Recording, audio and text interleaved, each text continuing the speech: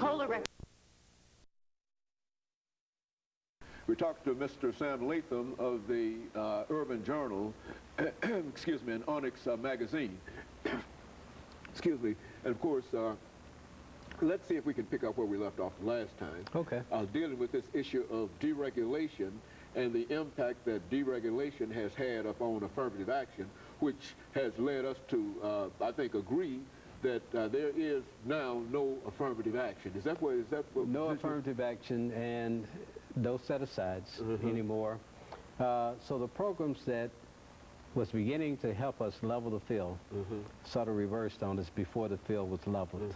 So again, I referred earlier to Reconstruction period when African Americans started getting parity with the general market, and it came to an end. So has the modern era for affirmative action. It's come to an end. And I don't know whether it can ever be revived again with the current, I guess, climate environment for political and social discourse. I think it would be very difficult to get reestablished. Well, in other words, there for not only for African American businesses, but all those other businesses that had that were impacted by affirmative action, females, for example, and others that were impacted by, they are also cut out and left out in the cold. Is that what we're saying? They're cut out, but they're still represented in a greater quantity than what African Americans are. They're still, I mean, it's not even close. And especially for startups, it's almost impossible to match what's been done by females. Now, Asian Americans, because there aren't as many, but if you look at the percentage increase, they're well represented as a percentage of the marketplace. Okay. Yes. And so, well, now, it seems to me that there ought to be some kind of thought in terms of how do we do, you know, reverse this kind of, because if it, at one time, and as you indicated, during the Reconstruction period, there was a turn down in terms of the aspirations of Africans, but nevertheless, it came back again. Yes. And so now it seems... Well, we had to, I think it came back, Dr. Haney, because of dynamic leadership. If you look at the work of Dr. King and others, even unsung, that contributed in a lot of different ways. So there's nothing on the horizon to point to that happening again. And I think the media controls that as well. That's why I've worked so hard to stay in this field. It's because Jesse Jackson would never get on television like he once was.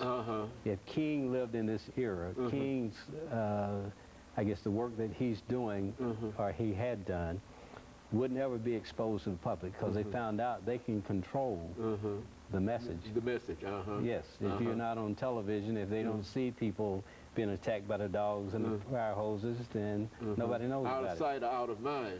Is that essentially what we're talking about? Yes. And that seems to be a very, very dismal kind of prospect, looking toward the future. What about education? Can we do anything? Can anything be done in reference to? Well, to use an old Jesse Jackson phrase, instead of turning on each other, we turn to each other. Okay. Now, we have the means. Okay. That's what's a little disappointing to me. If you look at 192,000 people living in the Nashville SMA, Statistical Marketing Area, 8-county area, you're talking about $3.7 billion and 192,000 people. Dr. Haney, that's enough. That would provide all the commerce we needed. Just in that area. Oh, tremendous. I mean, if you look at Meharry, why can't there be a surgical supply company doing a couple of $1 million just doing business with Meharry? Okay, so if we look at the services needed, and that we would sort of rely on a natural market. If we say African Americans natural market, and we're not talking about racism, we're talking about racial pride, then we could solve our own problems if we have control of our own financial institutions. But you know, the things that you articulated now are not generally heard. And I guess you might say that that is because we don't control the methods of publication other than your newspaper. And of course, you're doing a lot But if you are in a situation where you are the only voice, and there are not that many voices outside of urban journalism. Yeah, and I think that we can forget about the days when there was one local centralized leadership base. It has to be dispersed now. You're a leader, I'm a leader, hundreds of others, thousands, people who are educated, people who are well-read, who are analytical.